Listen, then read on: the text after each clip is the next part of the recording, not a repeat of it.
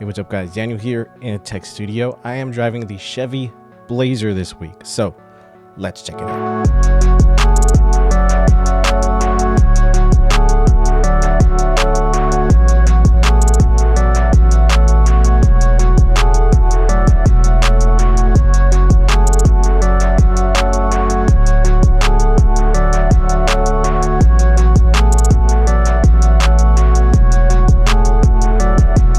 Now, this particular Blazer has the 3.6 liter V6, which delivers 308 horsepower, 270 pound-feet of torque through a 9-speed automatic. You're looking at 19 city, 27 on the highway for the V6.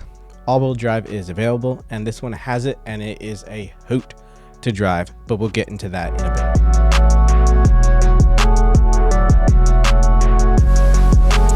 Now, this tester I have here looks like the rental car spec, but can you believe this is actually not the base model? This is one trim above the base model. I would definitely go for the RS trim, and that's only like around $1,000 more than this 3LT trim. And honestly, it looks like what the Blazer should look like. Let me know what you think of the design of the Blazer down in the comments below. Also, while you're down there, go ahead and hit that subscribe and like button. Engagement in the first 2 minutes really helps out that YouTube algorithm, helps me out, so thanks. But no matter the trim, it's an interesting Camaro inspired design. It has always looked so much smaller in pictures than it is in person, to me at least. And I think that's due to this rear 3/4 line that swoops all the way up to the roof. The belt line is very high, so it makes the windows look slimmer, and the back is pretty raked. But this is technically a mid-size SUV, so it competes with cars like the Ford Edge, Nissan Murano, Honda Passport, and a bunch of others. Now, the face for me is definitely the most striking part of this car. It looks angry at the world, which I personally vibe with. Pretty massive grille. I'm curious, are you a fan of the divorced headlights look? The top slim lights are just daytime running lights. The actual headlights are down below. I'm not usually a fan, but I think the Blazer carries it pretty well. Also, fun fact, these headlights are HIDs, not LEDs, which I find kind of bonkers at this price point. And honestly, this day and age in 2022, like, just make them LEDs, bro. Like, it's not hard. Side profile, I think, looks pretty nice. Again, very odd proportions. Also, these 18-inch wheels are gross rental car spec wheels. Again, get the RS trim. Round back, we have the Camaro inspired tail lights and the raked glass that does eat into your cargo space. The back end, it's not really doing it for me. It's fine, I guess. The dual exhaust is a nice touch though. Overall, I'm getting cool suburban mom vibes with this thing. Let me know what you think in the comments. Now, when you get into the car, it's pretty comfy. It's a wide vehicle, so there's plenty of space for everyone. In the back, there's tons of legroom. You could probably fit 3 adults back here just fine. Cargo space, though, is lacking. Only 30 cubic feet behind the second row, which is less than the RAV4 at 37 cubic feet. Keep in mind, this is a mid-size SUV, and the RAV4 is a compact SUV. You can have the cool swooping styling and stuff, but you're going to pay for it in reduced cargo space. Folding the second row down, we get 64 cubic feet of space, which again trails behind smaller SUVs like the RAV4. So in the front, you will see the Camaro-esque design again throughout the cabin. We got the big ass bug-eyed fan vents that double as the temp control. I actually really like that. However, if you don't like having air blow directly into your face, you're probably not gonna like the car. But we do have standard dual zone automatic climate control, a regular old-fashioned shifter. Oh, and the glove box has an electronic button here for some reason. Gonna be real fun when that breaks somehow. Finally, the seats are kind of weird. It took me a lot longer than I wanted to find an actual comfortable position. But once I did, the seats were fine. They're not amazing or anything, they're acceptable. All right, now as for tech, we have a standard 8-inch infotainment with Android Auto and Apple CarPlay, both wireless. It's not as big as some competitors, but it's a decent sized screen. The Chevy system is definitely among the best with their infotainment. It just works. It's as snappy and quick as interacting with an iPad or something, which is like kind of crazy that not being crap is the standard. I wish the screen was a little more angled towards the driver. The screen is oriented like perpendicular and it's facing directly behind me to the passengers. It's like it was meant for the passengers or something. So when I'm driving or just sitting there, the screen is always off center and it's pretty uncomfortable. Now in the gauge cluster, we have an info screen, which is the old tiny screen from years ago on every other Chevy. It looks old.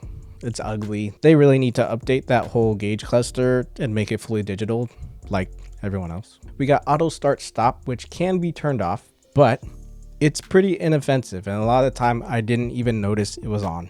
Chevy does auto start stop pretty well.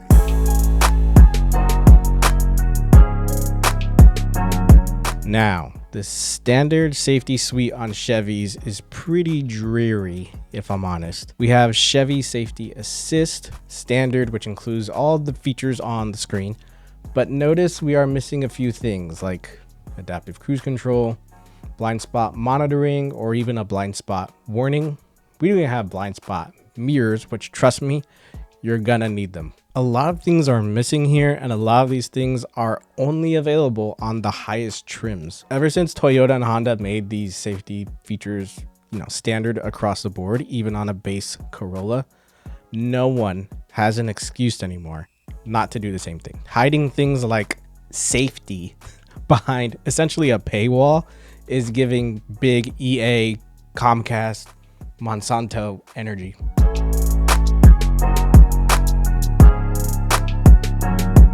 Okay, so how does the Camaro-inspired Chevy Blazer drive? In this setup with the V6 and all-wheel drive is absolutely the way to have this car. Any other way is incorrect. It is lovely to drive. Ride quality is excellent. It's very comfy. It has almost Cadillac-like isolation from the road.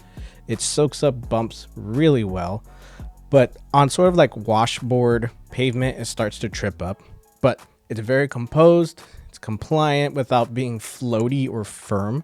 It's honestly the ideal like Goldilocks suspension setup for me. Now for handling, again, super fun to drive. Like it is a hoot to drive, and that's due to the all-wheel drive and that V6 engine. Having a naturally aspirated V6 sing through its power band as you rip through mountain roads, such a delight. I am taking corners much faster than I should be able to in an SUV, like period. And there's body roll. Yes, physics is a thing.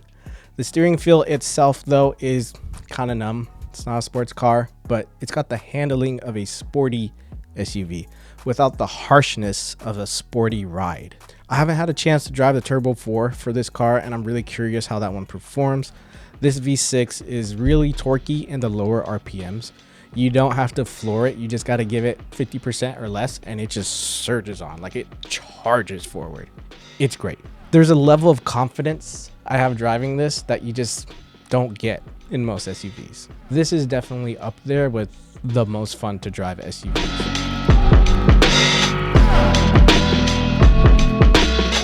Okay, now this is where things start to get a bit mucky, muddy. This car, as it sits in this rental car spec, is $42,000. Okay, I don't know about you, right?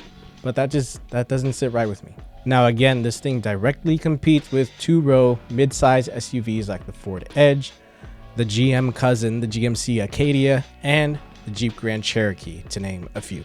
And the price is nearly aligned with its competitors, but its size is more aligned with compact SUVs. Its cargo volume is less than essentially all of its competitors. Even its GM cousin, the GMC Acadia, we find much more cargo room. So there's a bit of a mismatch here. It's priced bigger than it is. I drove the Jeep Grand Cherokee L not too long ago, and that honestly felt like a much more modern car for around the same price. Plus it has rear wheel drive, which is something you only really find in a Durango, Ford Explorer, and luxury cars. And you can have it with 3 rows. Now keep in mind you can spec that Jeep up to well over $60,000 if you want to. But in its lower trims, you get things like adaptive cruise control standard, a digital dash standard. There's a lot of value you get in those lower trims that we don't even see offered on the Blazer until you get to like the top trims, where you're starting to spend over $50,000.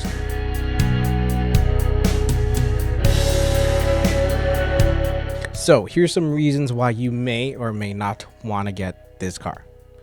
You may want this car if you're looking for a quick, fun to drive, stylized SUV. Comfortable, cushy ride. It's a nice place to spend time. If I'm doing that trip from SF to LA, this is near the top of the list of cars I choose.